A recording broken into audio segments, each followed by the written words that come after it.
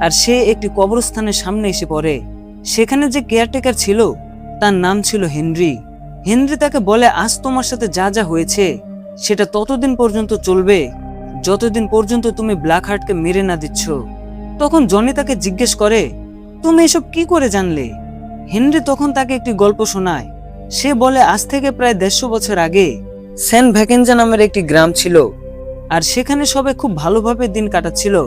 কিন্তু একদিন সেই গ্রামে একটা অজানা লোক আসে আর তাদের সাথে একটা চুক্তি করে।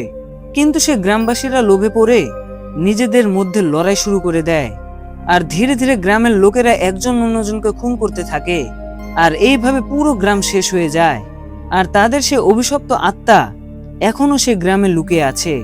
আর যদি কোনোভাবে সেই আত্মাকে কেউ বশ করতে পারে তাহলে সে পৃথিবীর সব থেকে শক্তিশালী হয়ে যাবে।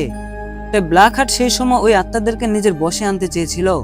কিন্তু তার বাবা, মানে ওই বুড়ো লোকটি তার সাথে একটি চুক্তি করে। চুক্তিটা হলো, যতদিন তার বাবা বেঁচে থাকবে ততদিন ব্ল্যাক হার্ট ওই আত্মার শক্তি পাবে না। তবে ব্ল্যাক হার্ট তার কথা কোনোভাবে মেনে নেয় না। তখন তোমরের মতো একজন ঘোস্ট রাইডার সে চুক্তির কাগজটিকে নিজের কাছে লুকিয়ে রাখে। কিন্তু এখন ব্ল্যাক হার্ট আবারও ফিরে এসেছে আর সে ওই কন্ট্রাক্ট পেপারটি খুঁজছে।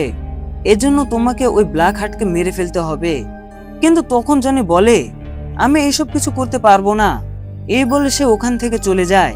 আর জনি বাড়িতে ফিরে আসে আর সে ঘোস্ট রাইডারের ব্যাপারে কিছু বই পড়তে শুরু করে। তখন জনি সে বই পড়ে শিখে নেয় যে সে কিভাবে তার শরীরের ওই আগুনকে কন্ট্রোল করতে পারবে। ঠিক তখনই রক্সি জনির কাছে আসে।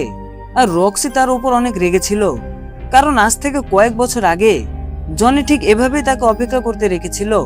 তাই সে জনিকে জিজ্ঞাসা করে, তোমার কি হয়েছে? তুমি বারবার আমার সাথে এমন কেন করছো? তখন জনি আর কোনো উপায় না পেয়ে